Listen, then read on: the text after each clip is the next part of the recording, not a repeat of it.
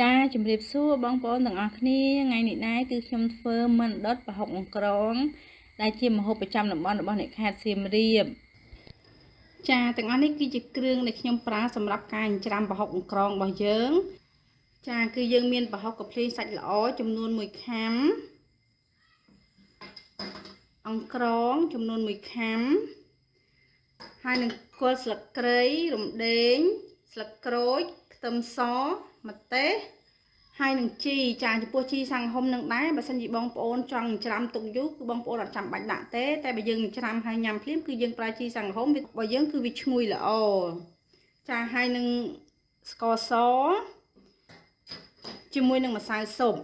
ចាឥឡូវគឺខ្ញុំចាប់ផ្ដើមធ្វើការបុកគ្រឿងយើងឲ្យម៉ត់សិនដើម្បីងាយស្រួលក្នុងការច្រាំចាចំពោះគល់ស្លឹកគ្រៃនឹងដែរបើសិនជាបងប្អូនអត់ចង់បុកយើងយកទៅច្រាំផ្ទាល់ជាមួយប្រហុកក៏បានចាចំពោះប្រហុក1ខាំគឺបងប្អូនដាក់ស្លឹកគ្រៃគល់ស្លឹកគ្រៃយើងតែ2គល់បានហើយកាលណាយើងដាក់ច្រើនពេកវាធ្វើឲ្យស្កាតប្រហុកយើងក៏អត់សូវឆ្ងាញ់ដែរ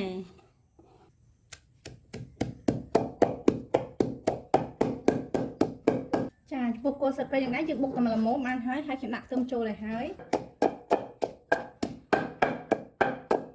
ចាខ្ញុំធ្វើការលីងអង្ក្រងរបស់ខ្ញុំឲ្យស្ងួតទឹកល្អហើយវាឡើងឈ្ងុយដើម្បីឲ្យប្រហុកថៅរបស់យើងហ្នឹងគឺអាចទុកបានយូរចាជាដំបូងគឺយើងដាក់ប្រហុករបស់យើងចូលមក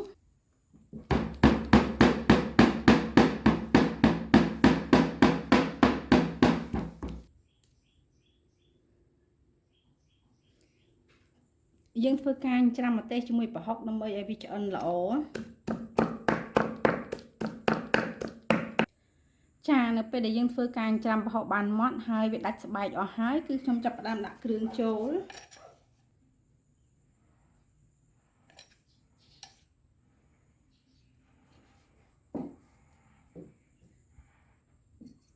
អង្ក្រង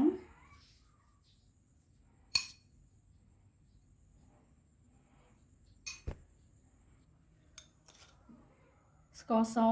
ចំពោះប្រហុកចិញ្ច្រាំនេះគឺខ្ញុំប្រើស្កររាងច្រើនបន្តិចដោយសារតែប្រហុករបស់យើងគឺមានជាតិប្រៃហើយនឹងម្សៅស៊ុបគឺ1ចុងស្លាបព្រាបាយបន្ទាប់មកគឺយើងធ្វើការចិញ្ច្រាំវាឲ្យសព្វចូលគ្នាសិន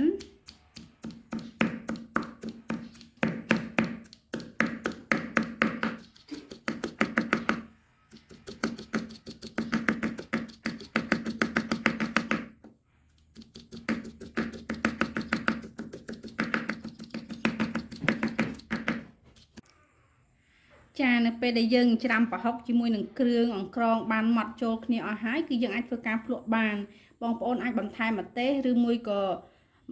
ស្ករទៅតាមចំណូលចិត្តរបស់យើងចាបន្ទាប់ពីប្រហុករបស់យើងបានម៉ត់គឺខ្ញុំចាប់ផ្ដើមធ្វើការដាក់ជី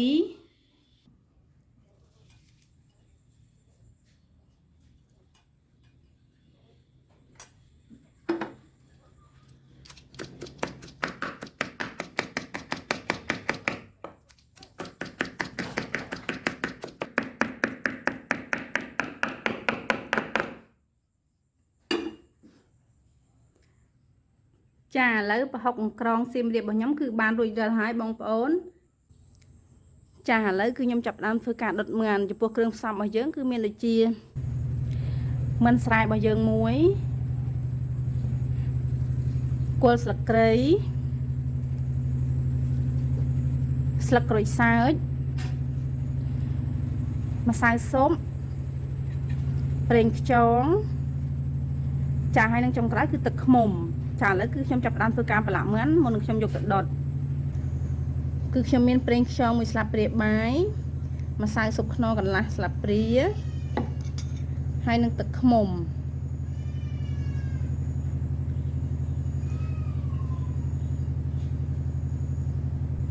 ចាយើងធ្វើការកូរគ្រឿងរបស់យើងឲ្យសព្វចូលគ្នាមកចាបន្ទាប់ពីគ្រឿងរបស់យើងគឺលីរួចហើយគឺខ្ញុំចាប់ផ្ដើមធ្វើការប្រឡាក់មើលគឺខ្ញុំស្រោចវាពីលើបែបនេះមក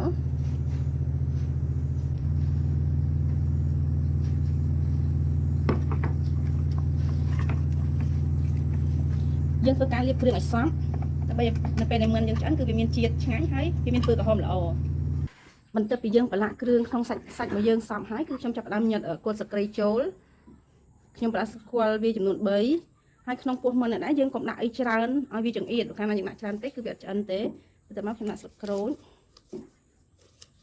ចាតែប៉ុណ្ណឹងគឺខ្ញុំផ្អាប់ទុករយៈពេល10នាទីទៅកន្លះម៉ោងសិនមុននឹងខ្ញុំយកវាទៅដុត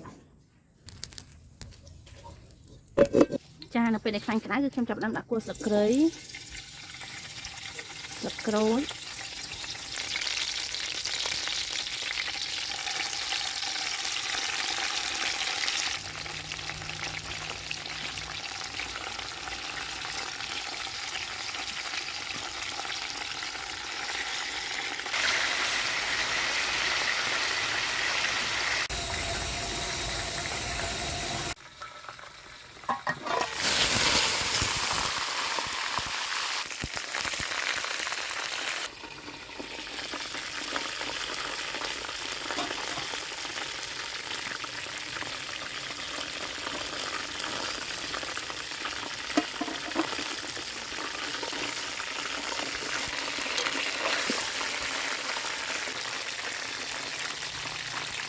ចាឥឡូវមកខ្ញុំគឺឆ្អិនហើយ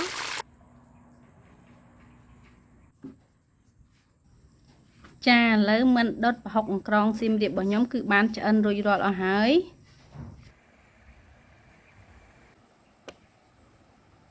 ចាបើសិនជាមានចំណុចខ្វះខាតបងប្អូនអាចខមមិននៅខាងក្រោមវីដេអូបានចាសូមអរគុណច្រើនចំពោះការតាមដានទស្សនាវីដេអូមួយនេះជួបគ្នាវីដេអូក្រោយជាបន្តទៀតចាជម្រាបលា